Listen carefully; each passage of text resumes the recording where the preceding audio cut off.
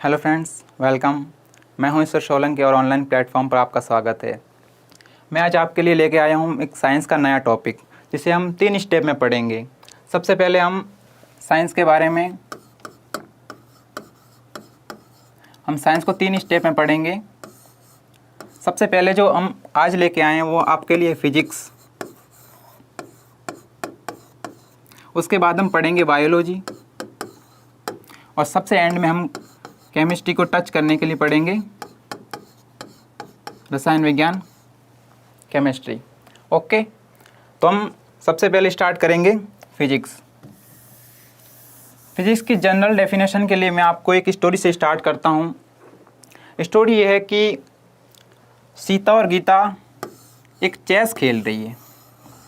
Chess यानी शतरंज, इसमें 8 to 8 होता है, आप यही मानिएगा।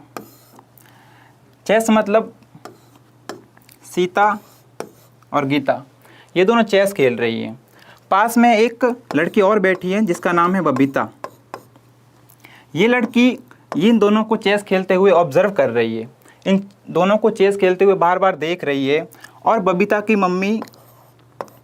माँ घर पे बैठी है, बहुत परेशान है कि मेरी बेटी पढ़ नहीं रही है, बहुत इसको भी काफ़ी चिंता है। ये बबीता क्या कर रही है, इसको चेस के बारे में कोई नॉलेज नहीं है। बबीता ये कर रही है कि जैसे जैसे गीता और सीता, यहाँ पे जो चेस के सारे प्यादे हैं वो भरे हुए हैं। बबीता अब क्या कर रही है कि जो जो गीता और सीता जो जो दांव खेल रहे हैं, जो जो आगे प्रोसेस कर रहे हैं, ये बबीता उनको ऑब्ज़र्व कर रही है। और जैसे जैसे ऑब्ज़र्व कर रही है वो एक कॉल घुमाती है मम्मी को कि मम्मी, सीता ने ये दांव खेला, इसमें एक ऊँट है जो तिरछा चलता है। उसने अपनी मम्मी को बताया। अगली बात ये बताई कि जैसे गीता ने हाथी चला, एक प्यादा हाथी भी होता है, एक हाथी चला तो वो एकदम स्ट्रेट चलता है। तो बबीता ने कॉल करके मम्मी को बताया कि मम्मी, एक और चाल है, इस शतरंज में एक हाथी भी होता है जो एकदम स्ट्रेट चलता है। ठीक है। फिर अगले दांव जब सीता ने खेला तो उसने रानी चली। रानी किसी भी डायरेक्शन में चल सकती है। फिर बबीता ने अपनी मम्मी को बताया।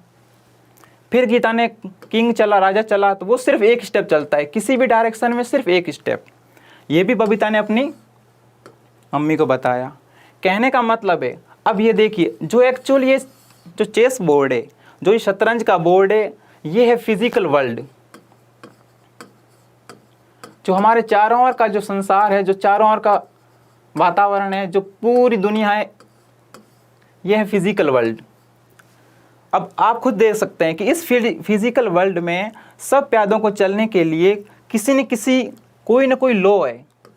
हाथी है वो सिर्फ स्ट्रेट चल सकता है, जो ऊंट है वो सिर्फ तिरछा, जो क्वीन है, जो रानी है, वो किसी भी डायरेक्शन में चल सकती है, जो किंग है वो सिर्फ एक स्टेप। ठीक उसी प्रकार हमारे आसपास के इस फिजिकल वर्ल्ड में बहुत सारे नियम है, बहुत सारे सिद्धांत हैं। उन सारे सिद्धांतों को हम किस में पढ़ते हैं? भौतिक विज्ञान में। और इन सारे सिद्धांतों को जब मैं विवरण दूंगा, इसका विस्तृत करूंगा, तो कुछ लैंग्वेज मेरे को एक चाहिए होगी, एक भाषा की मुझे ज़रूरत पड़ेगी। और उस भाषा को डिफाइन करने के लिए हम यूज़ में लेते हैं भौतिक राशियाँ।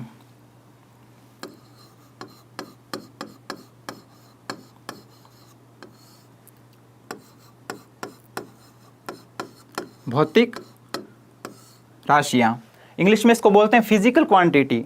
भौतिक राशियाँ क्या है कि हमारे आसपास के पर्यावरण में जितने भी प्रोसेस हो रहे हैं, जितनी भी प्रक्रियाएं हो रही हैं, उन प्रक्रियाओं में जो नियम छुपे हुए हैं, जो सिद्धांत उन पे लागू हो रहे हैं, उन सब को विस्तृत रूप से जानने के लिए जिन पदों का यूज़ करते हैं, जिस भाषा का यूज़ करते हैं, उसको बोलते हैं भौतिक राशियाँ। ठीक है। इन भौतिक राशियों को किसी न किसी चीज़ से मापा जाता है, उसकी बात हम आगे करेंगे। पहले समझते हैं, सबसे पहले हम भौतिक विज्ञान पढ़ रहे हैं तो सबसे पहले समझते हैं भौतिक विज्ञान को। ओके, ये आपको समझ में आ गया? ये बेसिकली कुछ नहीं था, फिजिकल को समझाने के लिए एक तरीका था। ठीक है, फिजिक्स को समझाने का तरीका था। अब भौतिक विज्ञान की डेफिनेशन पढ़ाते हैं। डेफिनेशन क्या कह रही है कि विज्ञान की वह शाखा जिसमें हम प्रकृति में होने वाली विविध भौतिक घटनाओं की व्याख्या कुछ सिद्धांतों व नियमों से करते हैं। भौतिक विज्ञान विज्ञान की वह शाखा है जिससे प्रकृति में होने वाली सभी प्रकार की क्रियाएं, सभी प्रकार की प्रक्रियाएं, सभी प्रोसेसेस की विस्तृत व्याख्या हम कुछ सिद्धांत और कुछ नियमों से करते हैं। ठीक है, कुछ पिक्चर्स मैं आपके लिए लाया हूँ, वो समझाने में मदद करेंगे कि भौतिक विज्ञान की परिभाषा क्या है। ये देखिए, यहाँ पे न्यूटन साहब क्या कर रहे हैं, कोई पोगो की बुक है वो पढ़ रहे हैं और ऊपर से एप्पल नीचे गिर रहे हैं। तो ये जो गिरना है, जो भी वस्तु हम ऊपर फेंकते हैं नीचे क्यों आती है, किसके अंदर आती है? फिजिक्स। हमारे आसपास की सारी विविध प्रकार की क्रियाएं हैं ना, विविध भौतिक घटनाएं। ठीक है, एक घटना ये होगी, आपके घर पे टेलीविज़न लगा है, उसके टेलीविज़न को कनेक्ट करने के लिए, टेलीविज़न को बाहरी दुनिया से जोड़ने के लिए आपके घर की छत पे एक डिश लगा है। उस डिश में किस प्रकार से रेडिएशन आती है, किस प्रकार से विकिरण इस डिश में आती है ताकि आपके टेलीविज़न पर बाहरी दुनिया की सारी खबरें दिखती हैं, ये भी भौतिक विज्ञान में आता है। एक और पिक्चर है जिसमें एक इंसान ध्वनि सुन रहा है, ये ध्वनि हमें किस प्रकार से सुनाई देती है, ये भी भौतिक विज्ञान है। कहने का मतलब है कि सभी प्रकार की भौतिक घटनाएं, विविध प्रकार की भौतिक घटनाएं जिनकी व्याख्या हम कुछ सिद्धांत और नियमों से करते हैं, क्या कहलाती है? भौतिक विज्ञान। एक और है कि जो छोटी नाव है, बड़ी नाव है, वो किस प्रकार पानी में चलती है, इसकी व्याख्या भी कुछ सिद्धांत और नियमों से करते हैं। इसकी सबकी चर्चा हम स्टेप बाय स्टेप आगे करेंगे। नेक्स्ट आगे बढ़ते हैं, मात्रक। मैंने अभी आपको बताया कि जितनी भी भौतिक राशियां हैं, इन सिद्धांतों को और नियमों को व्याख्यात करने के लिए जिन भौतिक राशियों का यूज़ करते हैं, उन भौतिक राशियों को मापने के लिए एक कोई ना कोई एक इकाई चाहिए, और उस इकाई को क्या बोलते हैं? मात्रक। मात्रक क्या है? किसी पदार्थ को मापने की इकाई। किसी भी पदार्थ, जैसे यहाँ पे कुछ पिक्चर हैं, एक बाल्टी भरी हुई है, ये बाल्टी पूरी भरी हुई है। अगर मैं आपसे पूछूं कि इस बाल्टी में कितना पानी है, तो आपने उत्तर दिया 20 लीटर। 20 तो वैल्यू है, 20 नंबर है, लेकिन लीटर क्या है? आपने उसको किस में मापा? आप ऐसा नहीं कह सकते कि इस बाल्टी में सिर्फ 20 है। 20 क्या? मिलीलीटर, लीटर, किलोमीटर, कुछ भी हो सकता है, लेकिन एक एग्जैक्ट माप क्या है? हमने इसको, इस बाल्टी में जो पानी है, इसको किस में मापा? लीटर में। तो लीटर क्या हो गया? एक मात्रक हो गया। दूसरी पिक्चर में आपको एक रॉकेट उड़ता हुआ दिख रहा है। ये रॉकेट किस स्पीड से अंतरिक्ष में जा रहा है, किस वेग से? तो इसका वेग, इसकी स्पीड मापने के लिए हम एक मात्रक का यूज़ करेंगे। जैसे मैंने फॉर एग्जांपल बोल दिया कि ये 300 मीटर प्रति सेकंड, एक सेकंड में 300 मीटर जा रहा है ऊपर की ओर। तो ये यहाँ पे जो मीटर पर सेकंड है, जो मीटर प्रति सेकंड का मतलब है कि एक सेकंड में कितने मीटर ऊपर जाएगा। तो ये क्या है? मात्रक है। नेक्स्ट आते हैं कि ये देखो, कुछ हमारे दोस्त हैं सो भाग रहे हैं, इनमें से एक फर्स्ट भी आ गया है, वेल डन। अब ये भाग तीनों रहे हैं, तो ये तीनों कौन सी स्पीड से भाग रहे हैं? हम ना अक्सर जानते हैं कि जब भी एथलीट के मैच होते हैं तो एक टाइम पीरियड बताया जाता है कि 100 मीटर की रेस को 20 सेकंड में, 25 सेकंड में पूरा किया गया। हाँ, तो ये जो टाइम है, ये जिस स्पीड से इन्होंने रेस पूरी की है, इन सब को मापने के लिए किसी न किसी एक मात्रक का यूज़ करते हैं। ओवरऑल मैं ये कहना चाहता हूँ कि वर्ल्ड में जितने भी प्रोसेस हैं, उन सब प्रोसेस को अध्ययन करने के लिए, उन सब प्रोसेस की विस्तृत व्याख्या करने के लिए हमें कुछ सिद्धांत और नियमों की ज़रूरत पड़ती है। और उन नियमों की जब व्याख्या करते हैं तो भौतिक राशियों के माध्यम से उनकी व्याख्या करते हैं। और भौतिक राशियों के लिए, भौतिक राशियों को मापने के लिए हम मात्रक का यूज़ करते हैं। मात्रक क्या है? किसी भौतिक राशि को मापने की इकाई, किसी पदार्थ को मापने की इकाई। ठीक है, यहाँ तक सब ओके। हम नेक्स्ट बढ़ते हैं आगे। मात्रक। मात्रक हमने पढ़ लिया, भौतिक राशियाँ हमें समझ आ गई कि भौतिक राशियाँ की डेफिनेशन क्या है, भौतिक राशि क्या है। उसके बाद हमने समझा मात्रक क्या है।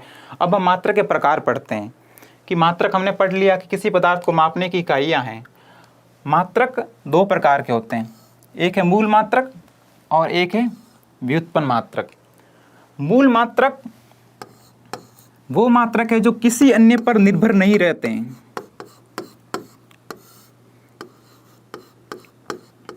किसी भी अन्य मानक या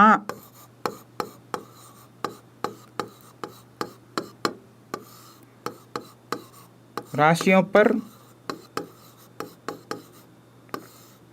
निर्भर नहीं। क्या लिखा मैंने? मूल मात्रक जो किसी भी अन्य मानक या फिर अन्य राशियों पर निर्भर नहीं, ये अपने आप में स्वतंत्र है। ये अपने आप में स्वतंत्र है। उदाहरण के लिए मैं ले लाऊं, मैंने ली लंबाई। लंबाई को आपने मापा मीटर में, लंबाई का मात्रक है मीटर। अब आप बताइए, मीटर किसी अन्य राशि पर निर्भर है क्या? मीटर सिर्फ एक अपने आप में स्वतंत्र राशि है, एक स्वतंत्र मात्रक है। इस लंबाई ये जो भौतिक राशि है, लंबाई एक भौतिक राशि है और इसका मात्रक क्या है? मीटर, जो अपने आप में स्वतंत्र है। ये किसी भी अन्य मात्रक पर, किसी भी अन्य राशि के मात्रक पर निर्भर नहीं है। मैंने ले लिया द्रव्यमान।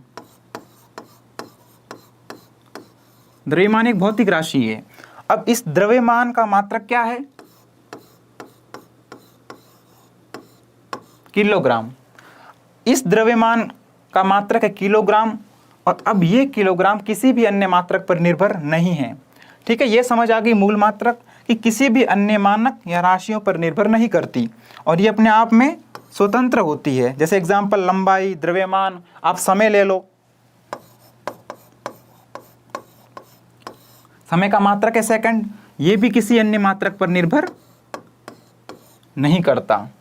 ये समझ आ गई मूल मात्रक किसी भी अन्य मानक राशियों पर निर्भर नहीं करता, ये अपने आप में स्वतंत्र होता है। एग्जाम्पल के लंबाई, द्रव्यमान, समय। दूसरा है व्युत्पन्न मात्रक, इंग्लिश में इसको बोलते हैं डेरिवेटिव यूनिट्स।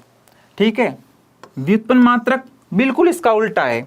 ये किसी अन्य पर निर्भर नहीं करती है, जबकि ये मूल मात्रकों पर निर्भर करती है। ये दो या दो से अधिक मूल मात्रकों पर निर्भर करती है।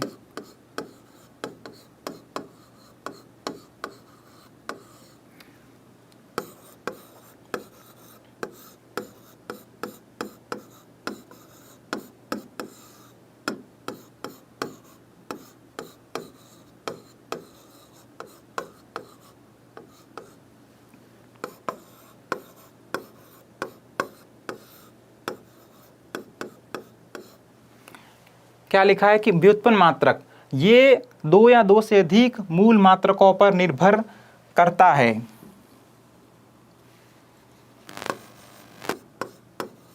जो व्युत्पन्न मात्रक है वो दो या दो से अधिक मूल मात्रकों पर निर्भर करेगा। मूल मात्रक कौन से हैं? मीटर है, किलोग्राम, सेकंड, विद्युत धारा का और हो गया एम्पियर, पदार्थ की मात्रा को मोल में लेते हैं वो भी मूल मात्रक है।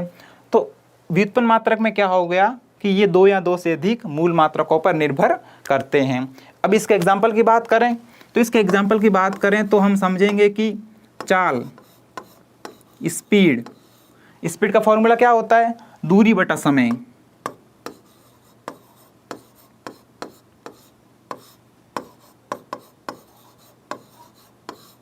दूरी बटा समय को मात्रक में कैसे लिखेंगे? दूरी का मात्रक मीटर और समय का मात्रक सेकंड। अब ये देखिए, चाल का मात्रक क्या हो गया? मीटर प्रति सेकंड। अब यहाँ देखिए मात्रक है मीटर भी और सेकंड भी, मीटर सेकंड। तो क्या लिखा था? ये दो से अधिक या दो मूल मात्रकों पर निर्भर करते हैं। तो चाल देखो दो मूल मात्रकों पर निर्भर कर रही है। अगर इन मात्रकों को छुपा दे इन मात्रकों को छुपा दे तो व्युत्पन्न मात्रक चाल का उत्पन्न नहीं हो पाएगा। इसलिए ये दो मूल मात्रकों पर निर्भर करती है। चाल के अलावा वेग ले लें, वेग बराबर विस्थापन बटा समय। विस्थापन का भी मात्रक क्या है? मीटर, और समय का भी सेकंड, तो वो भी क्या है? एक व्युत्पन्न मात्रक। यहाँ तक समझ आ रहा है? अब आगे बढ़ें। मात्रक समझ आ गया, मूल मात्रक, व्युत्पन्न मात्रक किसी भी अन्य मानक राशियों पर निर्भर नहीं है और वो दो या दो से अधिक मूल मात्रकों पर निर्भर करता है। एग्जाम्पल आपने देख लिए। अब इससे आगे बढ़ें। अब मैंने कहा था कि मूल मात्रक, कुछ मूल मात्रक है जो किसी अन्य पर निर्भर नहीं करते, वो कौन कौन से हैं? तो 7 मूल मात्रक हैं। एसआई पद्धति में 7 मूल मात्रक दिए गए हैं जो किसी भी अन्य मानक पर निर्भर नहीं करते हैं। पहला है लंबाई, जो मैंने आपको उदाहरण में बता दिया।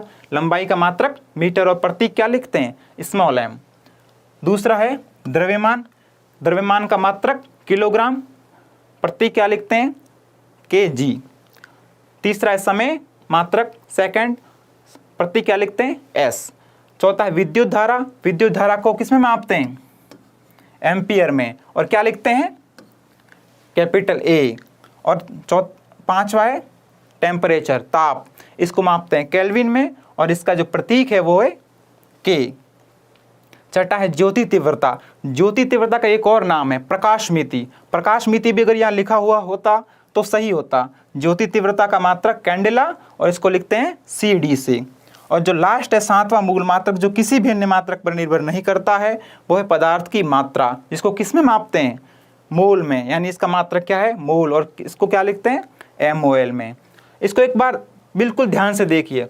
लंबाई, द्रव्यमान, समय, विद्युत धारा, ताप, ज्योति तीव्रता और पदार्थ की मात्रा, ये सारे मूल मात्रक हैं। और ये राशियाँ, ये मूल राशियाँ हैं, और ये सारे इसके मूल मात्रक है जो किसी भी अन्य मानक पर, किसी अन्य भौतिक राशि के मात्रक पर निर्भर नहीं करते हैं। ठीक है, ये जो 7 है, ये 7 मूल राशियां हैं। ये वाली भौतिक राशि, ये सारी मूल राशियां और ये मूल मात्रक। ओके,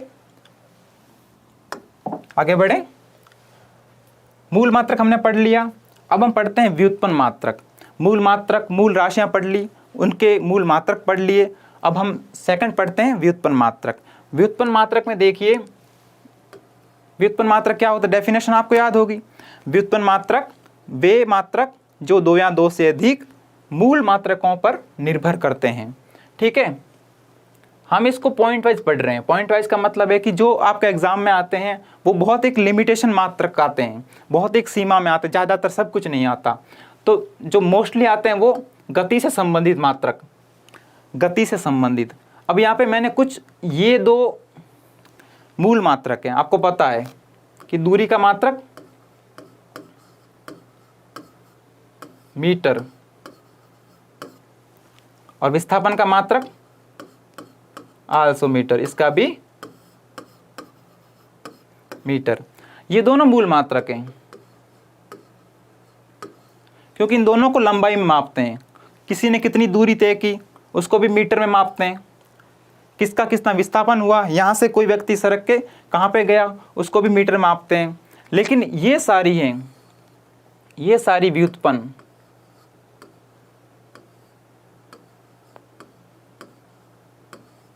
ये सारी व्युत्पन्न राशियां हैं और इनके जो मात्रक हैं वो क्या कहलाएंगे? व्युत्पन्न मात्रक। दूरी का मात्रक हो गया मीटर, विस्थापन को भी किस में मापते हैं? मीटर में। चाल, चाल का फॉर्मूला दूरी बटा समय,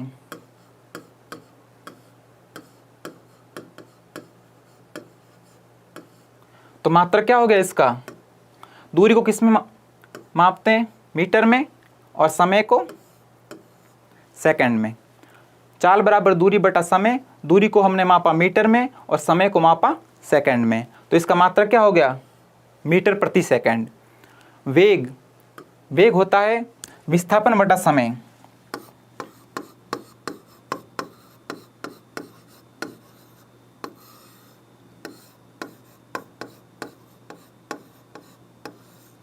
विस्थापन बटा समय, ये बटा का निशान है। ठीक है, विस्थापन बटा समय। तो विस्थापन को भी किस में मापते हैं? मीटर में। हमने जस्ट ऊपर बात करी है, विस्थापन को किस में मापते हैं? मीटर में, और समय को सेकंड में। तो इसका भी मात्रक क्या हुआ? मीटर प्रति सेकंड। चौथा है त्वरण। त्वरण होता है वेग बटा समय। वेग बटा, आप सब क्रॉस चेक करते जाइए। चाल है, देखो 2 मूल मात्रकों पर निर्भर करता है। वेग है, 2 मूल मात्रकों पर निर्भर कर रहा है। त्वरण है, ये भी आगे निर्भर करेगा। वेग का मात्रक हमें पता है, वेग का मात्रक मीटर प्रति सेकंड। तो वेग का मात्रक मीटर प्रति सेकंड, और एक और सेकंड पहले से था।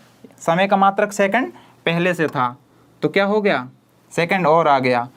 तो मूल जो मात्रक होगा वो क्या निकलेगा? मीटर प्रति सेकंड स्क्वायर। 2 सेकंड है ना, तो सेकंड स्क्वायर हो गया, सेकंड का वर्ग हो गया। ठीक है। जो लास्ट है संवेग, इसका थोड़ा सा अलग है। संवेग का फॉर्मूला मैं यहाँ लिखता, संवेग के बारे में आगे पढ़ेंगे। इसका जो सूत्र है मैं यहाँ लिख देता हूँ, क्योंकि बल बराबर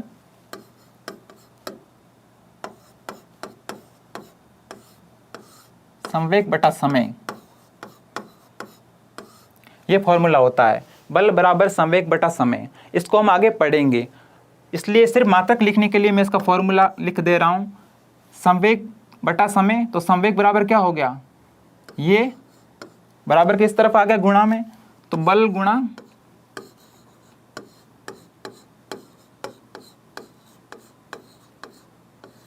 बल गुणा समय। बल का मात्रक, बल का मात्रक क्या होता है? बल का फॉर्मूला आप लिखेंगे तो द्रव्यमान गुणा त्वरण, और एक इंटू में और है समय। देखो इसको आराम से समझना, कोई जल्दी नहीं है। बल बराबर संवेग बटा समय, ये फॉर्मूला कहाँ से आया? हम इसको आगे स्टडी करेंगे। जब संवेग और बल का टॉपिक आएगा तब हम इसको अध्ययन किया जाएगा। संवेग तो समय इस तरफ चला गया, संवेग बराबर बल गुणा समय। अब इसको आगे, अब समय मूल मात्रक आ गया, लेकिन बल मूल मात्रक नहीं है। तो बल को और सिंप्लीफाई करने के लिए, सरल करने के लिए क्या लिखा? बल का सूत्र लिख दिया, द्रव्यमान गुणा त्वरण, और ये समय पहले से था तो द्रव्यमान गुणा समय। अब देखिए, द्रव्यमान मूल मात्रक है। क्या मूल मात्रक है द्रव्यमान का? किलोग्राम। ठीक है। गुणा फिर लिखा है त्वरण। त्वरण का मूल मात्रक हमने लिखा है, सॉरी व्युत्पन्न मात्रक। त्वरण एक मूल मात्रक नहीं है, इसका व्युत्पन्न मात्रक है। तो ये इसका व्युत्पन्न मात्रक हो गया, क्या होगा? मीटर प्रति सेकंड स्क्वायर। द्रव्यमान का निकल गया मात्रक, त्वरण का मात्रक आ गया। अब रहा एक समय, तो समय का मात्रक सेकंड। किलोग्राम गुणा मीटर बटा सेकंड स्क्वायर गुणा सेकंड। अब 1 सेकंड से 1 सेकंड कटेगा, अंत में क्या बचा? किलोग्राम गुणा मीटर। 1 सेकंड से 1 सेकंड कट गया, 1 सेकंड से 1 सेकंड कहिए तो शहीद हो गया, पीछे क्या बचा? सिर्फ सेकंड। तो संवेग का मात्रक क्या निकल के आया? किलोग्राम मीटर प्रति सेकंड। ठीक है। अब ये का ये यहाँ पे आप राइट कर सकते हैं, किलोग्राम मीटर प्रति सेकंड। देखिए आ गया संवेग का। बल बराबर संवेग गुणा समय। संवेग को डिफाइन करने के लिए समय को हम इस तरफ ले गए, तो बल गुणा समय। बल को और सरल बनाने के लिए इसका फॉर्मूला लिख दिया, द्रव्यमान गुणा त्वरण। इसको भी आगे हम पढ़ेंगे कि बल का फॉर्मूला द्रव्यमान गुणा त्वरण कैसे आया। तो द्रव्यमान गुणा त्वरण गुणा समय। तो सबका फॉर्मूला यहाँ पे लिखा, सबका मात्रक लिखा, और जब सब मात्रकों को हमने सरल किया तो लास्ट में क्या मात्रक निकला? किलोग्राम मीटर प्रति सेकंड। और यही किसका मात्रक है? संवेग का। ये सारे समझ आ गए। ये सारे गति से हैं। दूरी, विस्थापन, चाल, वेग, त्वरण, संवेग। जब एक कोई भी वस्तु गति करती है तो वो दूरी भी तय करती है, और दूरी और विस्थापन में जो अंतर है उसको भी हम आगे पढ़ेंगे। तो दूरी विस्थापन भी तय करती है। जब कोई वस्तु गति करती है तो उसकी एक चाल होती है, वेग, और वो एक त्वरण से गति करती है, और उसका एक संवेग भी होता है। ठीक है, तो गति से संबंधित सारे मात्रकों की जो भौतिक राशियों का मात्रक है वो हमने लिख दी हैं। दूरी का मीटर, विस्थापन का मीटर, चाल का मीटर प्रति सेकंड, वेग का मीटर प्रति सेकंड, त्वरण का मीटर प्रति सेकंड का वर्ग, और संवेग का किलोग्राम मीटर प्रति सेकंड। ठीक है, अगले मात्रकों की तरफ बढ़ते हैं। ये किससे संबंधित है? बल से संबंधित मात्रक है। बल से संबंधित मात्रक, जब किसी वस्तु पर हम बल लगाते हैं, इमेजिन कीजिए ये कोई वस्तु है, इस वस्तु पे मैं इस ओर से F बल लगा रहा हूँ, तो इस बल के कारण बहुत सारी भौतिक राशियाँ यहाँ उत्पन्न होगी। इस बल लगाया, बल के कारण इस वस्तु पर दाब भी लगेगा, और बल लगाऊंगा तो मेरे द्वारा कुछ कार्य भी होगा, कुछ ऊर्जा भी खर्च होगी, और मेरे द्वारा कुछ शक्ति भी इस पिंड पर लगेगी। ओके, तो बल से संबंधित मात्रक लिखना स्टार्ट करें। बल, मैंने अभी यहाँ पे फॉर्मूला बताया आपको कि बल बराबर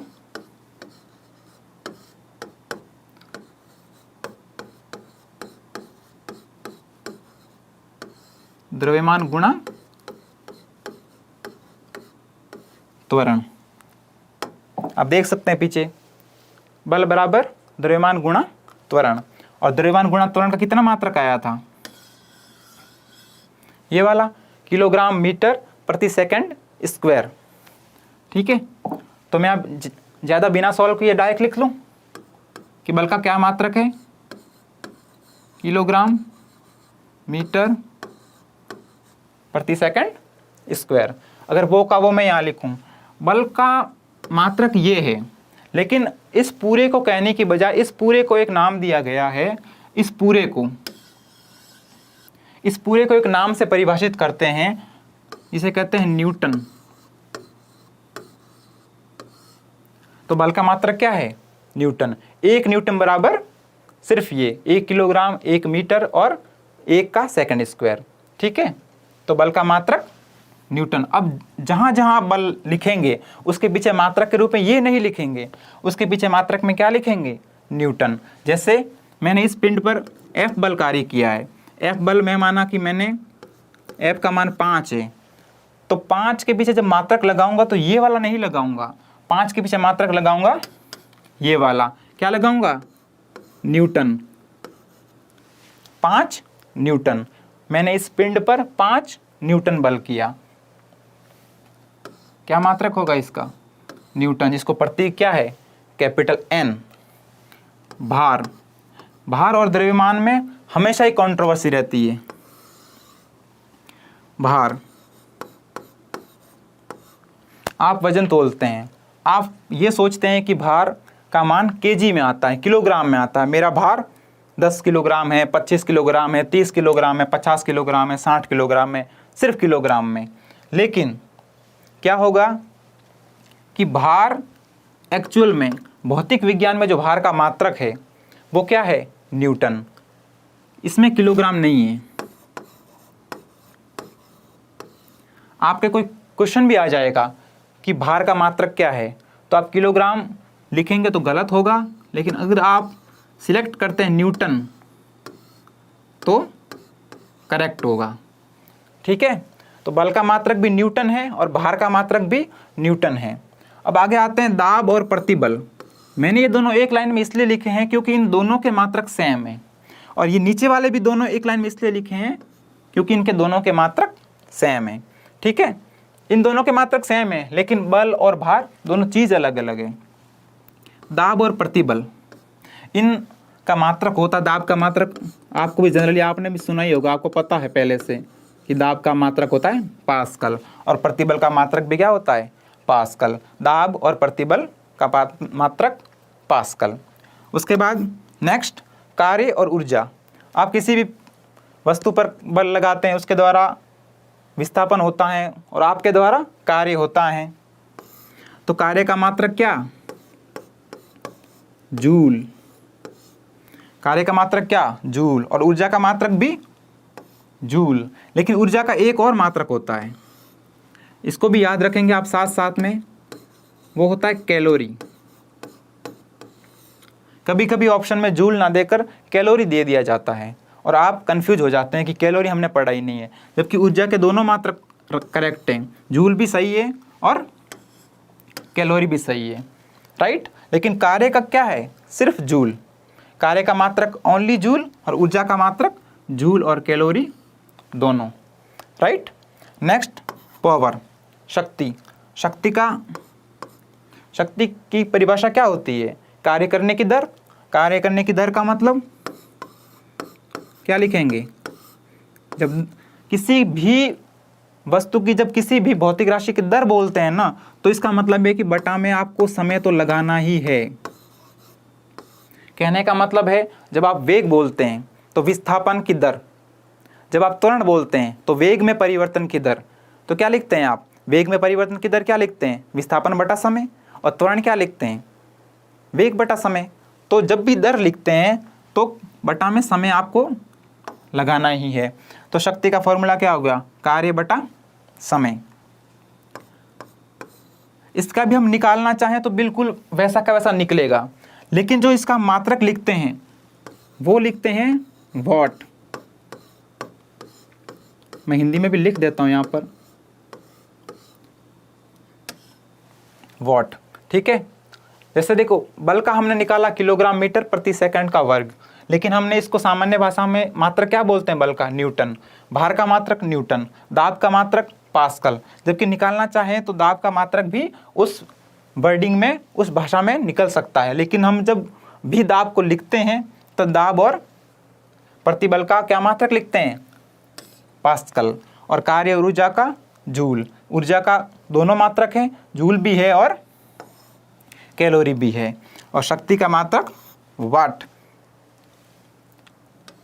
अब गाने भी सुने होंगे, कई पिक्चरों में डायलॉग भी सुना होगा कि वाट लगा देंगे। तो वाट मतलब क्या होता है? वो वाट मतलब शक्ति लगा देंगे, शक्ति को माप रहा है वो वाट से, ठीक है। यहां तक समझ आ रहा है? इसको आप अलग ही रखें, ये सिर्फ अंडरस्टैंड समझने के लिए, ओके। मात्रक सिर्फ इस तरफ है। नेक्स्ट और मात्रक पढ़ें। तीसरा है विद्युत धारा से संबंधित। अब मैंने कहा था विद्युत धारा, इसको आप छोड़ देना क्योंकि ये मूल मात्रक है। यहाँ पे इसलिए लिखा गया है क्योंकि ये विद्युत धारा से संबंधित है, क्योंकि ये खुद एक विद्युत धारा है, ठीक है। विद्युत धारा से संबंधित ये मूल मात्रक है और ये बाकी के सारे व्युत्पन्न मात्रक। तो विद्युत धारा को जब मूल मात्रक पढ़े तब भी इसकी स्टडी की थी। विद्युत धारा का मात्रक क्या है? एम्पियर।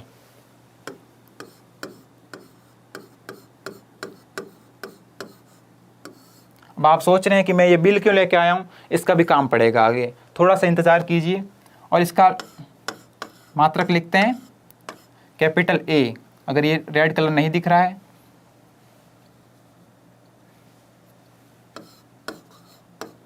अच्छा रेड नहीं दिख रहा है तो ब्लैक भी नहीं दिखेगा, यहाँ लिख लेता हूँ मैं कैपिटल ए, ओके। विद्युत धारा का मात्रक एम्पियर, जिसका प्रतीक है कैपिटल ए। दूसरा है विद्युत आवेश। विद्युत आवेश का मात्रक एग्जाम में बहुत बार पूछा गया है और इसका मात्रक होता है कूलाम, ओके। इसका मात्रक क्या है? कूलाम। विभवांतर, इसका मात्रक आपने अपने दैनिक जीवन में बहुत सुना है, लेकिन आपको बहुत कम पता होगा कि वो मात्रक किसका है? विभवांतर का मात्रक है। हम कभी भी लाइट की बात करते हैं, लाइट में हम वोल्टेज की बात करते हैं कि हमारे घर पे कितनी वोल्टेज की लाइट आती है, तब हमें ये पता नहीं होता कि ये मात्रक विभवांतर का है। हम जब भी वोल्ट यूज़ कर रहे हैं, इसका मतलब है हम विभवांतर को माप दे रहे हैं। तो विभवांतर का मात्रक क्या है?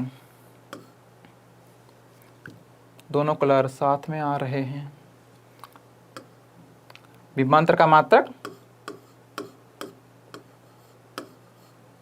वोल्ट, जिसको कैपिटल V से प्रतीक करते हैं। वोल्ट का प्रतीक क्या है? Capital V। कैपिटल V का मतलब जब भी हम लिखेंगे कि कितने वोल्टेज की लाइट आती है तो क्या लिखेंगे?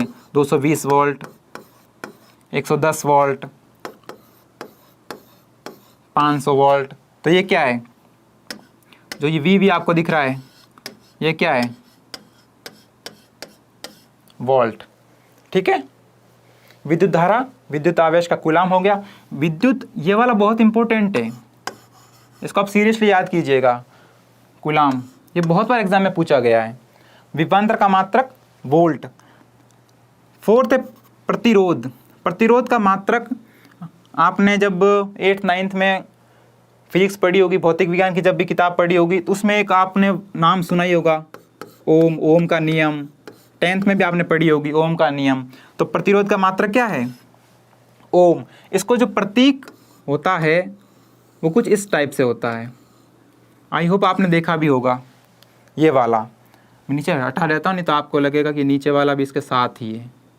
नहीं, सिर्फ ये वाला इसका सिंबल है। ओम को इस तरह से प्रतीकित करते हैं। जो 5वां है प्रतिरोधकता। प्रतिरोधकता, ठीक है, ये समझ लिया है। इसका कोई मीनिंग नहीं, सिर्फ समझाने के लिए था। और इसका अब आप समझ गए तो इसका कोई नहीं। अगली राशि देखते हैं, प्रतिरोधकता। प्रतिरोधकता, प्रतिरोधकता का फॉर्मूला है, मैं शॉर्ट में लिख रहा हूँ प्रतिरोधकता। चलो अब जब लिख लिया है तो पूरा ही लिख देते हैं। प्रतिरोधकता, ठीक है।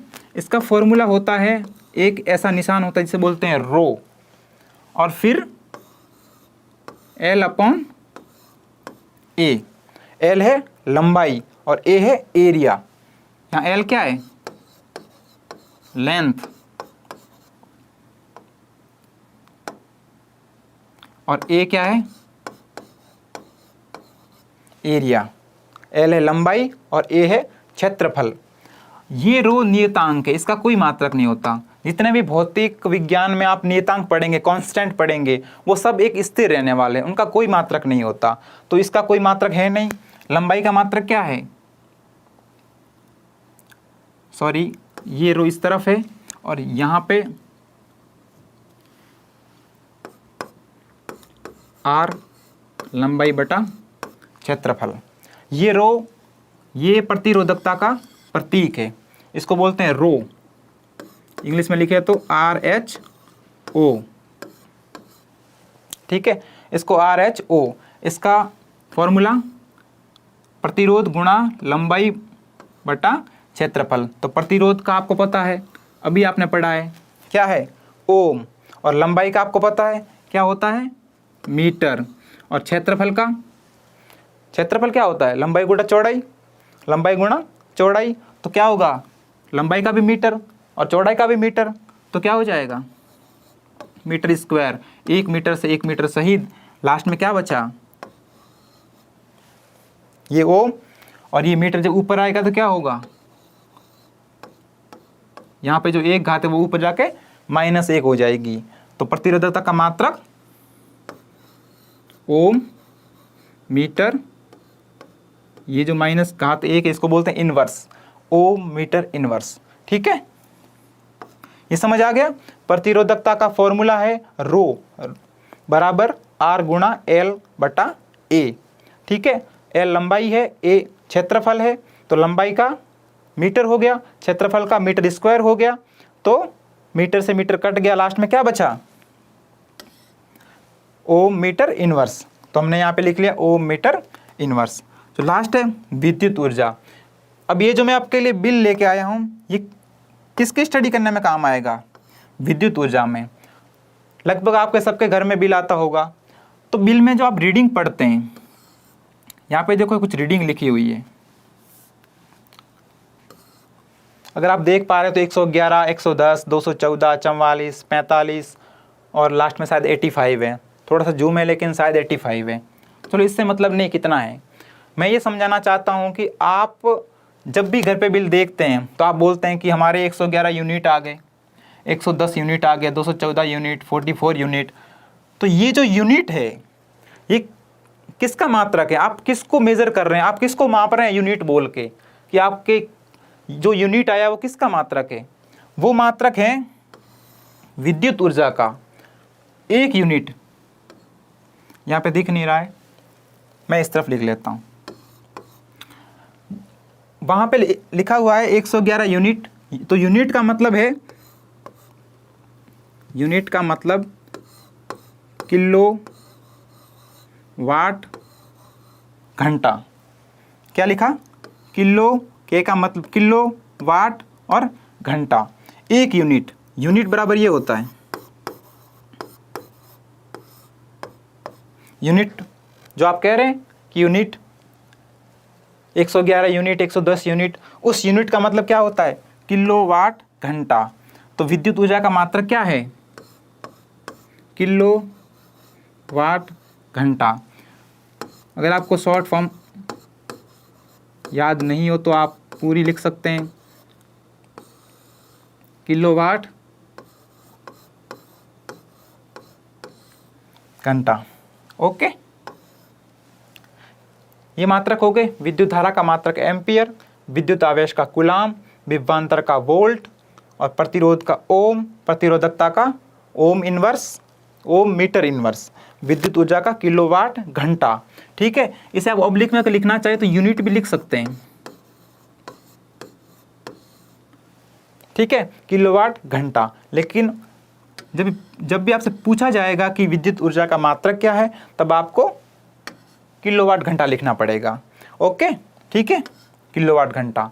तो ये बिल इसीलिए लेके आया था कि आप जो देखते हैं ना, आप घर पे बोलते हैं कि मम्मी हमारे 80 यूनिट आ गए, 100 यूनिट आ गए, तो उस यूनिट का मतलब है कि 100 किलोवाट घंटा, 80 किलोवाट घंटा, 70 यूनिट मतलब 70 किलोवाट घंटा, जो किसको मापती है, विद्युत ऊर्जा। आपने एक महीने में, जब भी आपका अगर एक महीने का बिल आता है, 2 महीने का बिल आता है, तो आपने उस टाइम पीरियड में, उस समयावधि में कितनी विद्युत ऊर्जा खर्च की, उसको मेजर करता है, उसको मापता है। ठीक है, यहाँ समझ आ गया। आगे बढ़े। चौथा है चुंबकीय गुणों से संबंधित, चुंबकीय गुणों से संबंधित मात्रक। इसके जो मात्रक हैं ये खोज पर हैं, जिसने जिनकी खोज की उसको उसी का मात्रक का नाम दे दिया गया। जैसे 1882 में, 1882 में एक वैज्ञानिक थे,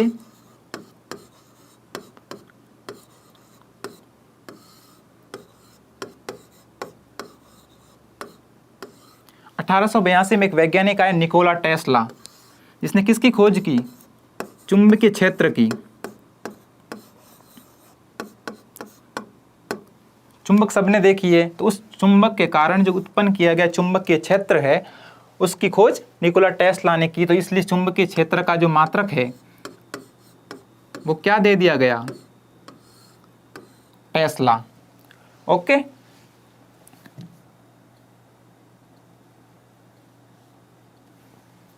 क्या दे दिया गया, टेस्ला। दूसरा है चुंबकीय फ्लक्स। चुंबकीय फ्लक्स, ऐसे तो चुंबकीय फ्लक्स की जो खोज की थी वो माइकल फेराडे ने की थी, लेकिन इनकी खोज के आधार पर इनको, उनका श्रेय के आधार पर इसका मात्रक नहीं दिया गया। चुंबकीय फ्लक्स का मात्रक होता है वेबर। चुंबकीय फ्लक्स का मात्रक वेबर, लेकिन इसकी खोज किसने की थी, माइकल फेराडे ने। तो यहाँ माइकल फेराडे जी को निराश होना पड़ेगा, क्योंकि खोज तो उन्होंने की, लेकिन मात्रक क्या दे दिया गया, वेबर। तीसरा है स्वप्रेरण, इंग्लिश में बोलते हैं ऑटो इंडक्शन।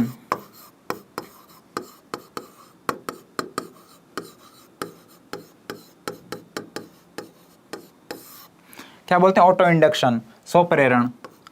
इसकी वही कहानी है, चुंबकीय क्षेत्र की है, जो स्वप्रेरण की खोज की थी हेनरी ने, और तो इसका मात्रक भी क्या है, हेनरी। स्वप्रेरण का एग्जाम में पूछा गया है काफ़ी बार, स्वप्रेरण और चुंबकीय क्षेत्र, ये दोनों इंपॉर्टेंट है। चुंबकीय क्षेत्र का मात्रक क्या, टेस्ला। क्यों, क्योंकि इसकी खोज किसने की थी, निकोला टेस्ला ने।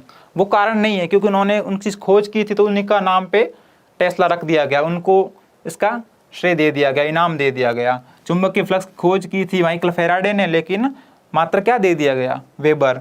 स्वप्रेरण की खोज हेनरी साहब ने की थी और मात्रक भी क्या दे दिया गया, हेनरी। ओके, और आगे बढ़े और अच्छे मात्रक जाने। पांचवा है अन्य महत्वपूर्ण मात्रक, जो किसी संबंधित तो नहीं है लेकिन एग्जाम में अक्सर पूछे जाते हैं। जैसे पहला है ध्वनि।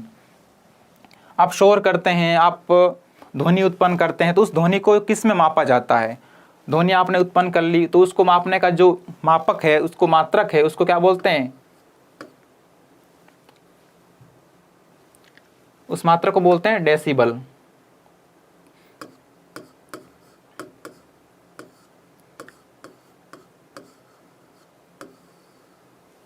उस मात्रक को बोलते हैं डेसिबल। ठीक है, डेसिबल का मतलब है कि आप जो ध्वनि उत्पन्न कर रहे हैं वो किस में नापी जा रही है, डेसिबल में। जैसे आपने उत्पन्न की 20 डेसिबल, 40 डेसिबल, जितना भी आप उत्पन्न कर रहे हैं। ठीक है, दूसरा है गैलन।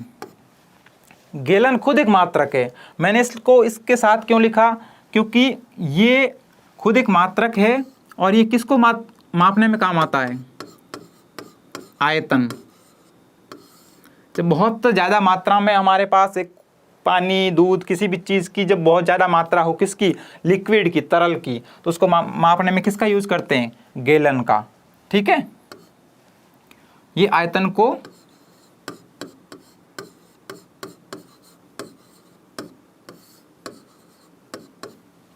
ये ब्लैक एंड व्हाइट कॉम्बिनेशन साथ आ रहा है। आयतन को मापने के लिए किसका यूज़ करते हैं, गैलन मात्रक का। ठीक है, आयतन के लिए लीटर का भी यूज़ करते हैं और किसका भी करते हैं, गैलन का भी करते हैं। एक और इम्पोर्टेंट है आवृत्ति। ये भी बहुत बार एग्जाम में पूछा गया है। आवृत्ति का मात्रक क्या है, हर्ट्ज। ठीक है, ये तो लगभग सबको पता ही होगा, सबने पहले से पढ़ा होगा कि आवृत्ति का मात्रक हर्ट्ज होता है। एक और है तरंग दैर्ध्य। इसका मात्रक भी वही है। तरंग दैर्ध्य का मतलब है कि कोई तरंग, जो तरंग जाती है ना, देखी होगी आपने, कैसे देखी होगी, तरंग तो आंखों से दिखती नहीं है, लेकिन इसका फोटो तो देखा होगा ना, बिल्कुल ऐसी। ये जो तरंग जा रही है, तो ये जो जा रही है, तो ये जो दूरी है, इसको क्या बोलते हैं, लैम्बडा। लैम्बडा मीन्स तरंग दैर्ध्य।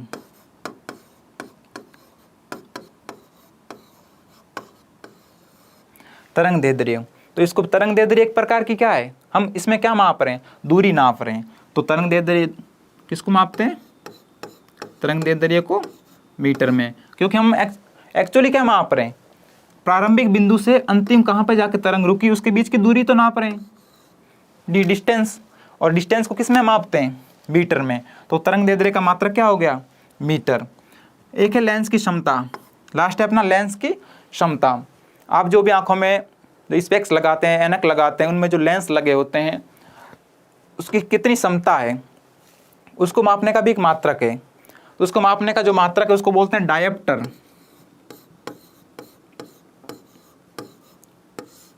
डायप्टर। ठीक है, इसका फॉर्मूला आगे काम आएगा, तो अगर याद रखना चाहो तो लिख लो कि लेंस की क्षमता बराबर 1/, फोकस दूरी।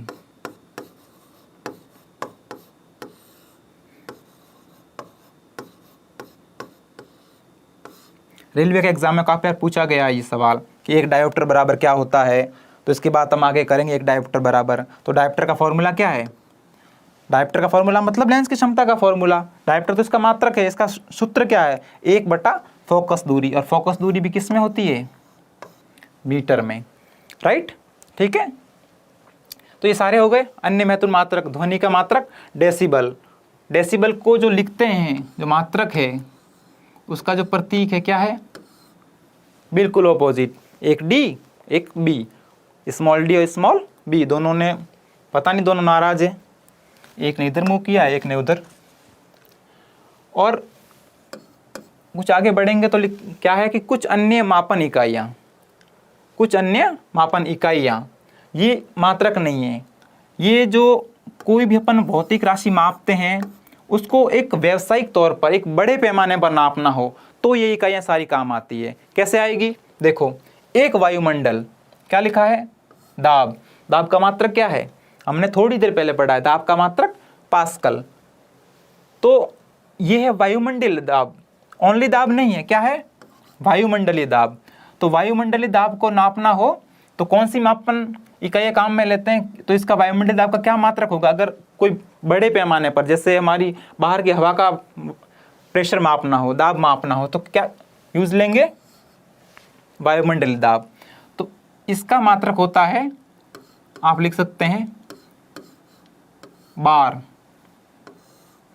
यहाँ पे लिख सकते हैं वायुमंडलीय दाब, उसको इंग्लिश में लिखते हैं ATM, एटमॉस्फेयर प्रेशर, वायुमंडलीय दाब। और इसको और अगर आप आगे जानना चाहें, क्योंकि हमें पता है दाब का मात्रक होता है पास्कल, लेकिन यहाँ है वायुमंडलीय दाब, तो एक बार, ये भी एग्जाम में पूछा हुआ है कि एक वायुमंडलीय दाब, एक वायुमंडलीय दाब का मतलब एक बार का मान पास्कल में लिखेंगे तो क्या लिखेंगे? 10 की पावर 10 की घात 5 पास्कल, 10 की घात 5 पास्कल। तो एक वायुमंडलीय दाब बराबर 10 की घात 5 पास्कल। ठीक है। एग्जैक्ट वैल्यूज की 1.035 ऐसी कुछ होती है, लेकिन सिर्फ कहीं भी याद रखने के लिए, एग्जाम में पूछे जाने के लिए, एक बार बराबर 10 की पावर 5 पास्कल, 10 की घात 5 पास्कल। दूसरा है हॉर्स पावर। ठीक है, हॉर्स पावर, हमने एक चीज पढ़ी थी, शक्ति। थोड़ी देर पहले हमने पढ़ा था शक्ति, पावर, इसका मात्रक हमने लिखा था वाट, वही वाला वाट लगा देंगे, वही वाला वाट। ठीक है, इसका हमने पढ़ा था वाट। लेकिन इसको अगर बड़े पैमाने पर, औद्योगिक पैमाने पर, व्यावसायिक तौर पर अगर इसका मात्रक लिखना चाहें, किसी बड़े यंत्र की, किसी बड़े इंस्ट्रूमेंट की जो इंडस्ट्री में, उद्योग में काम आते हैं, उनकी अगर पावर नापनी हो तो उसको नापते हैं अश्वशक्ति में।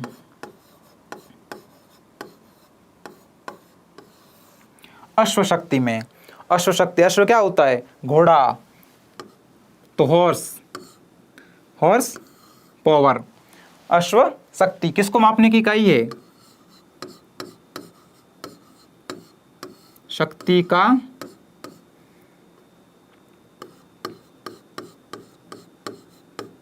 व्यावसायिक मात्रक। ये भी एग्जाम, ये सारे जो लिखे हैं ये सब एग्जाम में पूछे हुए हैं। एक वायुमंडलीय दाब बराबर 10 की घात 5 पास्कल, और वायुमंडलीय दाब का मात्रक बार। ठीक है। एक हॉर्स पावर, हॉर्स पावर किसका मात्रक है? शक्ति का व्यावसायिक मात्रक। और इंपॉर्टेंट करके यहाँ पे स्टार करके मैं यहाँ लिख रहा हूँ कि हमने लिखा है ना, एक ATM बराबर 10 की घात 5 पास्कल। बड़ी इकाई किसके बराबर है? छोटी इकाइयों के 10 की घात 5 गुणनफल के। तो यहाँ भी कुछ ऐसा ही होगा, एक हॉर्स पावर वॉट की कुछ न कुछ तो समानुपाती होगी, किसी न किसी का तो बराबर होगी। तो एक हॉर्स पावर, मैं HP लिख रहा हूँ, एक हॉर्स पावर की किसके बराबर होती है? 746 वॉट। एक हॉर्स पावर कितने का वॉट लगाती है? 746, 746। इसको बिल्कुल याद रखिएगा आप, ये एग्जाम में पूछ सकता है। ठीक है, हॉर्स पावर शक्ति का व्यावसायिक मात्रक है, और एक हॉर्स पावर बराबर 746 वाट, मतलब एक अश्वशक्ति, एक हॉर्स पावर 746 वाट के बराबर होती है।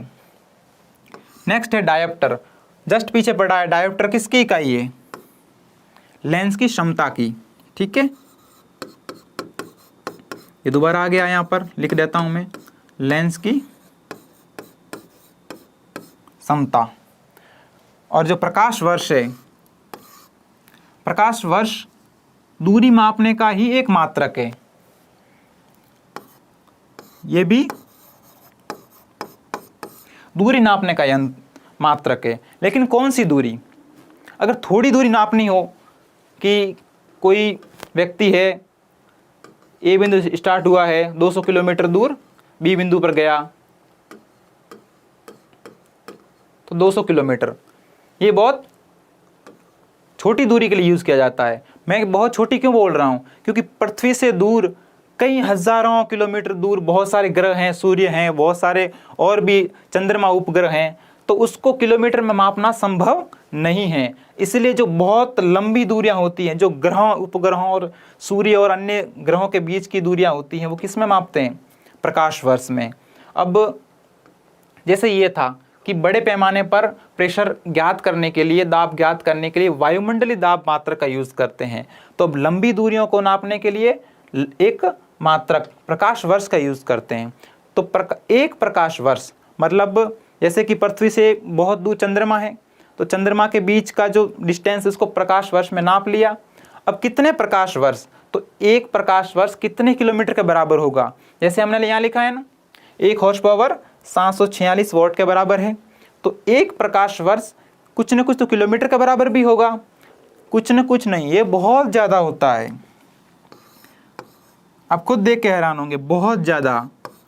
एक प्रकाश वर्ष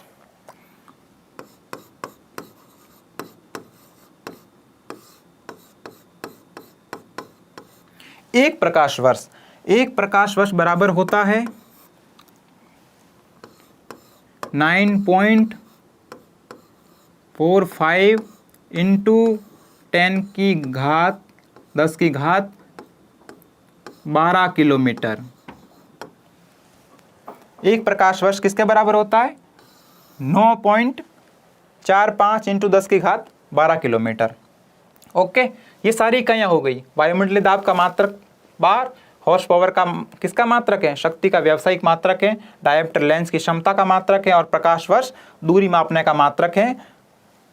जो दूरियां बहुत लंबी होती हैं, जिनको किलोमीटर में मापना संभव नहीं है।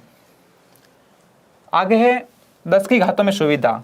10 की घातों में सुविधा का मतलब है कि जब 1 के पीछे जब 0 की संख्या बहुत बढ़ जाती है, अगर मैं यहाँ पे लिखूँ 0 0 0 0, तो ये कितनी है, ये ज्ञात करने में ही आपको टाइम लगेगा। इसलिए सुविधा का मतलब है कि जितने 0 हैं वो गिन के 10 की घात पे ऊपर लगा दो, तो उसको नापने में, उसको बोलने में, उसको ज्ञात करने में सुविधा होगी। तो 2 प्रकार की हैं, एक तो बहुत छोटे हैं और एक बहुत बड़े। बड़े का मतलब है कि 1 के पीछे बहुत सारे 0 हैं। जैसे अगर 1 के पीछे 9 0 लगा दें, लेकिन यहाँ पे सिर्फ एक 1 वर्ड में लिखा है कि 10 की घात 9। और जैसे बहुत पॉइंटों में संख्या है, 0.0000, फिर 1 है, इसके बाद जैसे यहाँ पे कोई 10 0 लगातार है, फिर 9 4 5 ऐसे हैं, तो वो बहुत छोटे मान की राशि है। ओके, अब जैसे देखो हम लिखते हैं 0.1,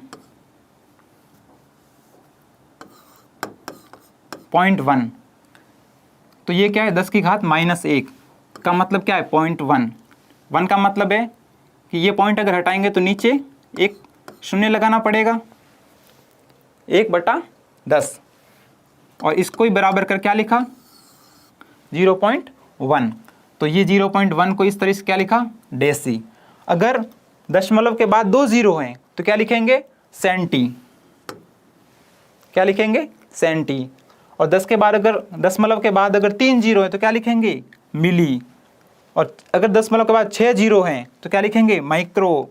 और अगर 9 तो नैनो, 12 है तो पिको, 15 है तो फेमटो, 18 है तो एटो। ठीक है, ये बहुत छोटे मान की राशि हैं कि दशमलव में बहुत ज़्यादा संख्या आ रही जिसको आप पढ़ नहीं पा रहे हैं, उसको सुविधाजनक बनाने के लिए हमने ये तरीका इस्तेमाल किया है कि 10 की घात -1 डेसी, -2 सेंटी, -3 मिली, -6 माइक्रो, -9 नैनो, -12 पिको, -15 फेमटो और -18 एटो। अब संख्या है कि 1 के पीछे बहुत सारे 0 हैं जिसको हम आसानी से गिन नहीं पा रहे हैं, गिनने में टाइम लग रहा है, तो उसकी सुविधा के लिए हमने क्या किया? अगर 10 के बाद 1 के बाद 1 0 है तो डेका, 2 0 है तो हेक्टा, 3 0 है तो किलो, 4 0 है तो मेगा, 9 0 है तो गीगा, 12 जीरो है तो टेरा, 15 है तो पेटा और 18 है तो एक्सा। ठीक है, ये आपको याद करने पड़ेंगे। ठीक है, ये तो बहुत छोटे मान की राशि के लिए है और ये बहुत बड़े मान की राशि के लिए है।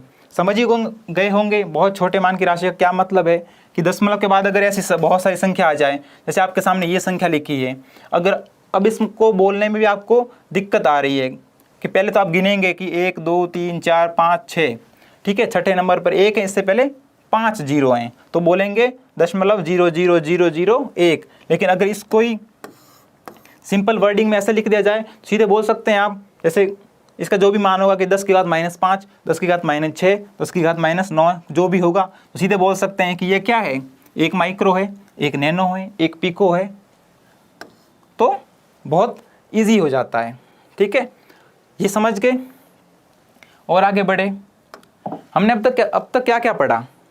हमने पढ़ा भौतिक विज्ञान क्या है, भौतिक राशियाँ क्या है, उनके मात्रकों के प्रकार, फिर हमने मूल मात्रक पढ़े, फिर हमने व्युत्पन्न मात्रक पढ़े, फिर व्युत्पन्न मात्रक का एक एक करके जिससे भी गति से संबंधित, बल से संबंधित, विद्युत धारा से संबंधित थे, चुंबकीय क्षेत्र से संबंधित थे और कुछ अन्य भी थे जो किसी संबंधित नहीं थे लेकिन एग्जाम में हर बार पूछे जाते हैं। अब है मापक यंत्र। भौतिक राशियों को मापने के लिए जो मात्रक हैं वो हमने पढ़ लिए, लेकिन उनको किस यंत्र से कैसे मापा जाता है इसको हम बाद में यूज़ करेंगे। पहले हम एक क्वेश्चन लेते हैं। ये क्वेश्चन उसी का है, मापक यंत्रों का ही क्वेश्चन है। इसको हम अलग से पढ़ सकते हैं लेकिन अगर एक क्वेश्चन के फॉर्म में पढ़े तो शायद ज़्यादा याद रहेगा। निम्न को सुमेलित करें। क्वेश्चन है निम्न को सुमेलित करें। दो ग्रुप आपके पास हैं, ग्रुप ए और ग्रुप बी। ग्रुप ए को ग्रुप बी से आपको मिलाना है, मिलान करना है। ए पर दिया है भूकंप की तीव्रता, तो भूकंप की तीव्रता को मापने का यंत्र क्या होता है? तो उस समूह बी में से आपको ढूंढकर मिलाना है। भूकंप की तीव्रता को किससे मापते हैं? सिस्मोग्राफ से। लाइन सीधी कर देते हैं। सिस्मोग्राफ, भूकंप की तीव्रता को मापने का जो यंत्र है वो क्या है? सिस्मोग्राफ। सिस्मोग्राफ आपने अगर नहीं देखा हो सिस्मोग्राफ तो ये वाला सिस्मोग्राफ, ये वाला सिस्मोग्राफ, जब भी भूकंप आता है तो ये जो 3 पत्तियां हैं ये हिलती है और एक जब भी भूकंप आता है तो ये पत्तियां ऐसे ऐसे हिलती हैं और फिर एक ग्राफ का फॉर्मेशन करते हैं, ग्राफ बनाती हैं जिसको क्या बोलते हैं? सिस्मोग्राफ। ठीक है, और तो वो भूकंप की तीव्रता को मापता है। दूसरा है वायुमंडलीय दाब।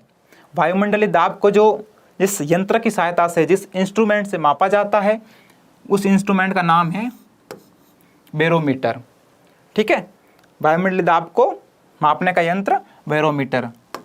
ये भी आपको देखना हो तो ये वाला, ये जो नली है इसमें गैस आ रही है, इसमें गैस में प्रेशर होता है, इस नली में गैस आ रही है, तो इस नली में जो गैस है उसका प्रेशर मापने के लिए ये जो यंत्र लगाया गया ये क्या है?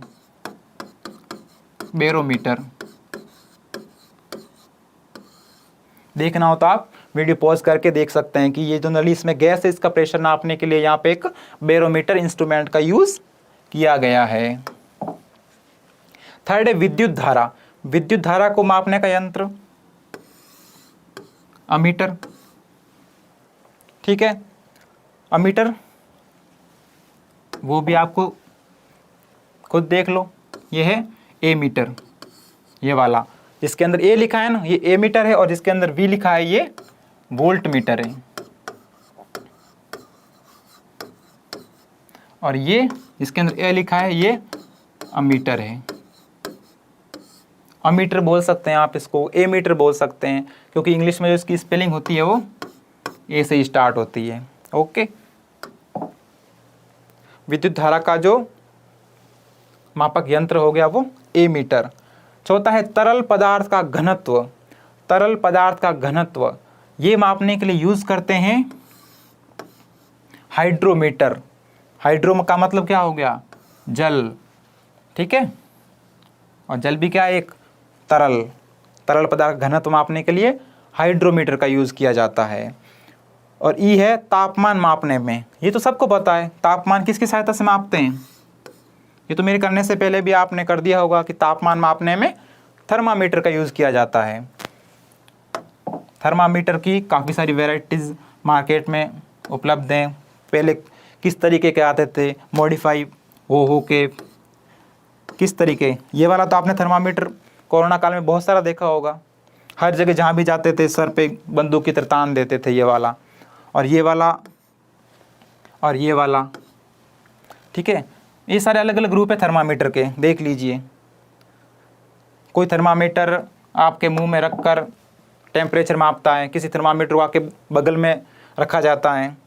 और लास्ट है विद्युत विभवांतर, और विद्युत विभवांतर को मापने के लिए वोल्ट मीटर। वोल्ट मीटर देख लिया आप सबने। वोल्ट मीटर ये वाला जिसके अंदर V लिखा है ये वोल्टेज मापता है, और जिसके अंदर A लिखा है ये विद्युत धारा मापता है।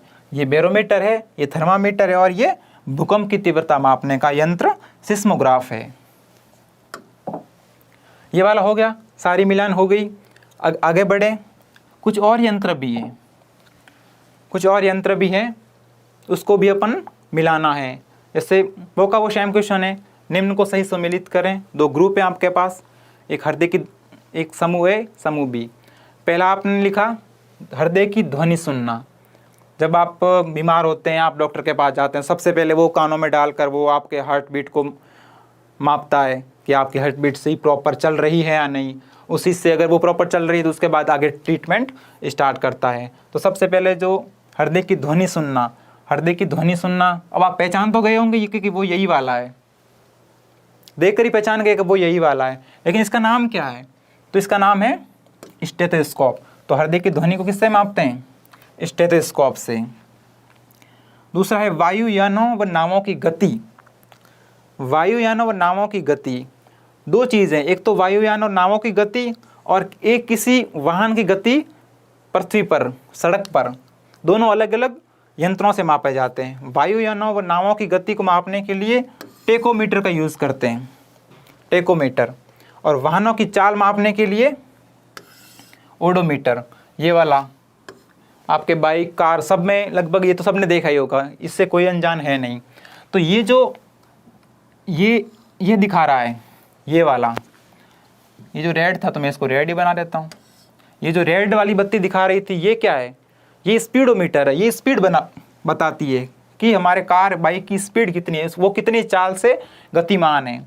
और एक जो ये वाला है, दोनों रेड हो गए, एक जो ये वाला है जो अंदर किलोमीटर बताता है, इसको भी आप जान लें कि ये है ओडोमीटर।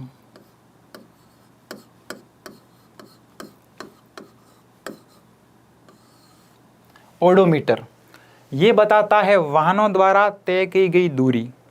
क्या बताता है? वाहनों द्वारा तय की गई दूरी। हम नई नई बाइक लेते तो वो पूरा जो ये वाला है वो 0,0,0,0 से भरा होता है, लेकिन हम जैसे जैसे हम बाइक चलाते हैं ये यहाँ से परिवर्तित होता जाता है। कुछ चालाक भी होते हैं जो ये कंपनी में जाकर बंद करवा देते हैं, जिसकी वजह से ये रुक जाता है। तो मुझे पहले पता नहीं था, मैंने भी जब पूछा तो पता चला कि ये इसलिए रुकवाते हैं ताकि कोई बाइक बेचे तो उनको पता ना चले कि बाइक कितनी चलाई है, कितनी हमने बाइक को तोड़ा फोड़ा है। ठीक है। उसके बाद चौथा है वायु में आर्द्रता की मात्रा। आर्द्रता, वायु में आर्द्रता, हम अपने वातावरण में हमें आर्द्रता फील ही नहीं होती, लेकिन आर्द्रता होती। आर्द्रता का मतलब क्या है? कि वायुमंडल में पानी की उपस्थिति, पानी की छोटी छोटी बूंदों की उपस्थिति, जल की उपस्थिति। तो वायु में कितनी जल की मात्रा है, कितना प्रतिशत जल है, कितनी मात्रा है, उसको मापने के लिए किसका यूज़ करते हैं? हाइग्रोमीटर का। ठीक है, इसका यूज़ करते हैं हाइग्रोमीटर का। और पांचवा है प्रकाश की तीव्रता। सूर्य से जो पृथ्वी पर प्रकाश आता है वो कितनी तीव्रता से आता है, उसकी इंटेंसिटी क्या है, उसकी तीव्रता क्या है, ये मापने के लिए यूज़ करते हैं लक्स मीटर। देखिए ये यहाँ पे एक इंस्ट्रूमेंट आपको दिख रहा है, ये किसने हाथ में भी एक रिमोट टाइप लिया हुआ है और दूसरे हाथ में कुछ ऐसा लिया हुआ है। तो इसके अंदर जो ये वाला लिया है, इसके अंदर प्रकाश की किरणें गिरती हैं। इस इंस्ट्रूमेंट के अंदर, इस इंस्ट्रूमेंट के अंदर प्रकाश की किरणें गिरती हैं। और ये जो रिमोट हाथ में लिया हुआ है, इसमें तीव्रता को मेज़र, तीव्रता को मापन किया जाता है, तीव्रता को मापित किया जाता है कि प्रकाश की तीव्रता, जब ये प्रकाश की किरण इस यंत्र में गिरेगी, इस यंत्र से आर पार होगी, तब इस यंत्र में प्रकाश की तीव्रता बताएगा। ठीक है, तो प्रकाश की तीव्रता को मापने के लिए लक्स मीटर, दिख भी रहा है ना लक्स साबुन की तरह, लक्स मीटर। ठीक है ना, अरे वो लक्स साबुन नहीं है, वो यंत्र है, वो यहाँ पे यंत्र का नाम भी है लक्स मीटर। तो ऐसे ही, ठीक है। और लास्ट है समुद्र की गहराई। समुद्र की गहराई को मापने के लिए फेदोमीटर का यूज़ किया जाता है।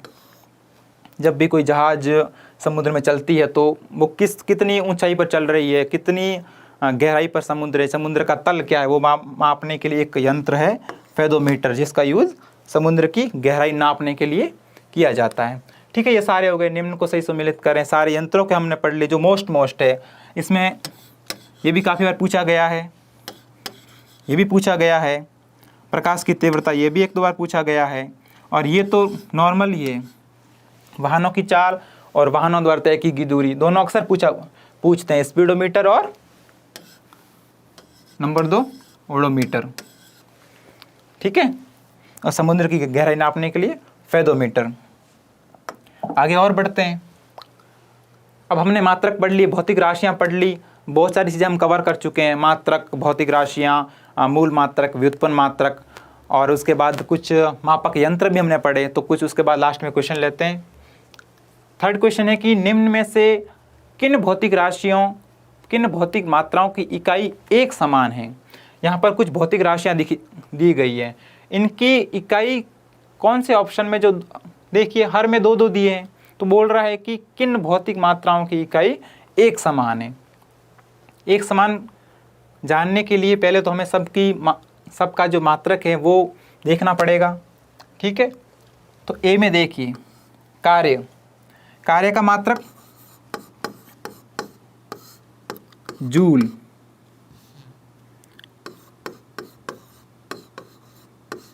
कार्य का मात्रक जूल, और ऊर्जा का मात्रक हमने पढ़ा था। कार्य और ऊर्जा एक ही लाइन में लिखे थे। कार्य का मात्रक जूल, तो ऊर्जा का मात्रक भी क्या है, जूल है।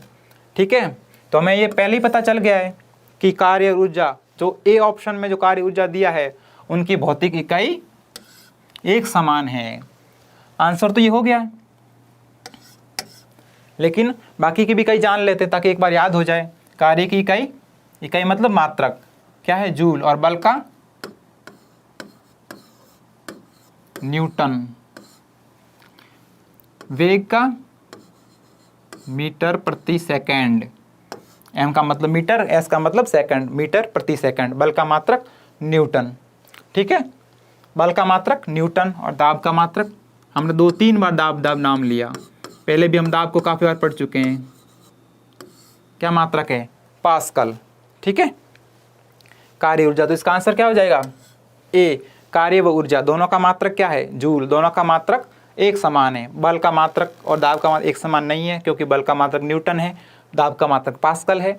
बी में जो कार्य और बल दिए इनका मात्रक भी एक समान नहीं है। कार्य का मात्रक जूल है, बल का मात्रक न्यूटन है। डी में जो बल और वेग दिए हैं ये भी एक समान नहीं है, बल का मात्रक न्यूटन है और वेग का मात्रक मीटर प्रति सेकंड है। ओके, ये क्वेश्चन हो गया। नेक्स्ट क्वेश्चन पर बढ़ते हैं। फोर्थ क्वेश्चन है कि निम्न में से किसकी इकाई न्यूटन है। हमने पढ़ लिया है न्यूटन, अभी हमने बहुत बार बोला है, तो किसकी इकाई है, न्यूटन, बल की। लेकिन अब ऑप्शन में से ढूंढना है कि निम्न में से किसकी इकाई न्यूटन है, क्योंकि सब में 2-2 दिए हैं। इसका मतलब है कि इन किसी एक ऑप्शन में दोनों की इकाई न्यूटन है। तो भार की इकाई, मैंने आपको कहा था कि भार, हम जब भार नापते हैं अपने दैनिक जीवन में, तो भार नापने के लिए किलोग्राम का यूज़ करते हैं। हम बोलते हैं कि मैं 50 किलो, मैं 60 किलो। लेकिन मैंने बोला था कि भौतिक विज्ञान में जो भार का मात्रक है वो न्यूटन है।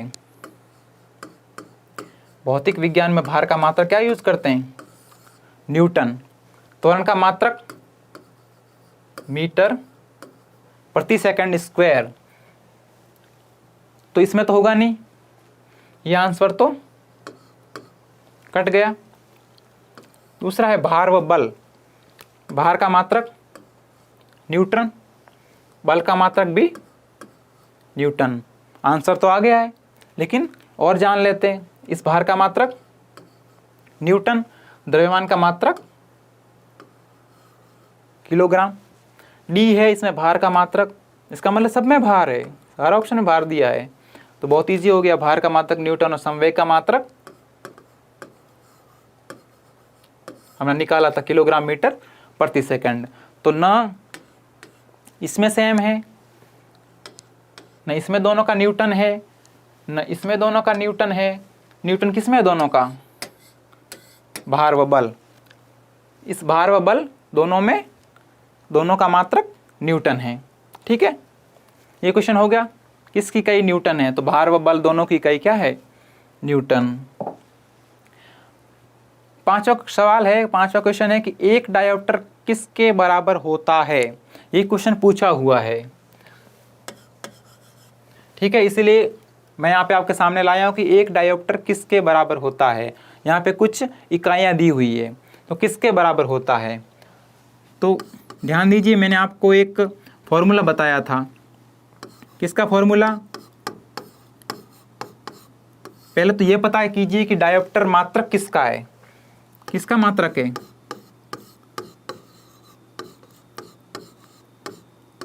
लेंस की क्षमता का मात्रक। फॉर्मूला क्या होता है लेंस की क्षमता का? 1/, फोकस दूरी,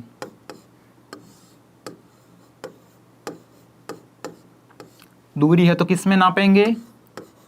मीटर में, सेंटीमीटर में नहीं नापेंगे। ठीक है, इसके लिए शर्त है कि फोकस दूरी किस में मापी जाएगी? मीटर में मापी जाएगी। तो लेंस की क्षमता का सूत्र क्या हो गया? 1/, फोकस दूरी, और 1/, फोकस दूरी मतलब 1 का 1। फोकस दूरी किस में मापेंगे? मीटर में। तो हमारे सामने ये निकल के आया है 1/मीटर। ठीक है, अब इस रूप में तो ऊपर में से किसी भी ऑप्शन में नहीं है, तो इसको और सरल करेंगे। और सरल करने के लिए क्या करेंगे? इस मीटर को ऊपर ले जाएंगे, तो नीचे मीटर की घात 1 है, तो ऊपर जाके क्या हो जाएगी? -1, और ये 1।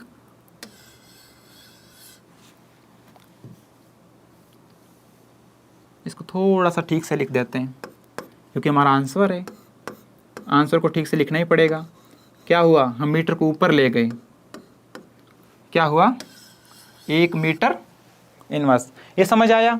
डायोप्टर किसका मात्रक है? लेंस की क्षमता का। हमने पहले पढ़ा था कि लेंस की क्षमता का फॉर्मूला 1/, फोकस दूरी। फोकस दूरी में किस में मापी जाएगी? मीटर में, इसलिए मैंने क्या लिखा? m। तो फोकस दूरी की जगह क्या लिखा? m, क्योंकि फोकस दूरी मीटर में मापते हैं। 1/m metre, 1/मीटर। और इस मीटर को ऊपर ले जाएंगे, क्यों? क्योंकि ऑप्शन में कोई भी आंसर इस रूप में नहीं दिया है, तो इस मीटर को ऊपर लेके जाना ही पड़ेगा। और इस मीटर को जब ऊपर लेके जाएंगे तब यहाँ पे जो घात है वो +1 है, कुछ नहीं है, इसका मतलब +1 की घात है। ऊपर जाएगा तो वो घात पलट जाएगी, +1 की जगह क्या हो जाएगी? -1। तो 1 मीटर इनवर्स किस ऑप्शन में ये है? 1 मिलीमीटर इनवर्स। कट गया आंसर, ये नहीं होगा। 1 मीटर इनवर्स आ गया, 1 मीटर इनवर्स, तो ये आंसर राइट हो गया। 1 डेसीमीटर इनवर्स, 1 सेंटीमीटर इनवर्स, ये दोनों ही रॉन्ग है, ये दोनों ही गलत हैं। तो कौन सा आंसर हुआ? एक डायोप्टर किसके बराबर हुआ? 1 मीटर इनवर्स। ठीक है, ये समझ आ गया? नेक्स्ट लास्ट क्वेश्चन है, 1 हॉर्स पावर में कितने वॉट होते हैं? हम पहले पढ़ चुके हैं 1 हॉर्स पावर में कितने वॉट होते हैं। 1 हॉर्स पावर, जब हमने हॉर्स पावर पढ़ा था, स्वशक्ति पढ़ा था कि ये ऊर्जा का व्यावसायिक मात्रक है, तो हमने ये भी पढ़ा था कि 1 हॉर्स पावर में कितने वॉट होते हैं। कितने वॉट होते हैं? 746 वॉट। 1 हॉर्स पावर कितने वॉट का झटका लगाता है? 746। तो 772 गलत आंसर, गलत ऑप्शन, क्योंकि 800 लिखा है, 746 ये आया हमारा उत्तर, और ये भी गलत। तो क्या आंसर हो जाएगा हमारा? C option, 746 watt. क्या आंसर होगा हमारा? C option. ठीक है, ओके। तो ये आज हमने क्या पढ़ा? सबसे पहले हमने भौतिकी के बारे में स्टडी की, भौतिक विज्ञान क्या है, कि हमारे आसपास की जितनी भी सारी प्रक्रियाएं जो होती हैं उनकी स्टडी, हम उसका अध्ययन कुछ सिद्धांतों और कुछ नियमों के माध्यम से करते हैं, उनको भौतिक विज्ञान कहते हैं। और उस सारे नियमों को, सारे सिद्धांतों को समझने के लिए कुछ पद की आवश्यकता होती है, कुछ लैंग्वेज की आवश्यकता होती है, कुछ पदों की आवश्यकता होती है, जिसको हम बोलते हैं भौतिक राशि। और उन भौतिक राशियों को मापने के लिए, जैसे आप सुबह उठे, दूध वाला अंकल आपको दूध देने आया और आप दूध लेने गए, तो आप क्या बोला आप उनको क्या बोलते हैं कि हमें 2 लीटर दूध चाहिए, 2 लीटर दूध चाहिए। अगर आप सिर्फ ये बोलें कि मुझे 2 चाहिए, 2 क्या मिलीलीटर, तो वो आपको सिर्फ इतू सा देगा। ठीक है, तो हमारे चारों ओर जितनी भी सारी घटनाएं घटती हैं वो सारी भौतिक विज्ञान में हैं। उनके लिए भौतिक राशियों की आवश्यकता होती हैं, भौतिक राशियों के मापन के लिए मात्रक की आवश्यकता होती हैं। और मात्रक हमने सारे पढ़े, मूल मात्रक, व्युत्पन्न मात्रक और सबसे संबंधित, गति से संबंधित, बल से संबंधित सारे मात्रकों की स्टडी हमने की। उसके बाद वो मात्रक किस यंत्र द्वारा मापे गए हैं, किस यंत्र की सहायता से वो मान निकाला है उसका, वो भी हमने स्टडी की। उसके बाद कुछ क्वेश्चन थे वो भी किए इसी से रिलेटेड। ये सारे क्वेश्चन किसी न किसी कॉम्पिटिटिव एग्जाम में, रेलवे में, एसएससी जीडी में, सारे में क्वेश्चन आए हुए हैं। ठीक है, तो इसके आगे हम अगले लेक्चर में पढ़ेंगे। तब तक आप इसके बारे में अच्छी पढ़ाई कीजिए और वापस ये का एक बार रिवाइज कीजिए, क्योंकि अगले वाला लेक्चर होगा उसमें ये सारे काम आएंगे। उससे आगे हम बढ़ेंगे। इसके अगले लेक्चर में कार्य, शक्ति, ऊर्जा, यांत्रिकी के बारे में स्टडी करेंगे। ठीक है, थैंक यू।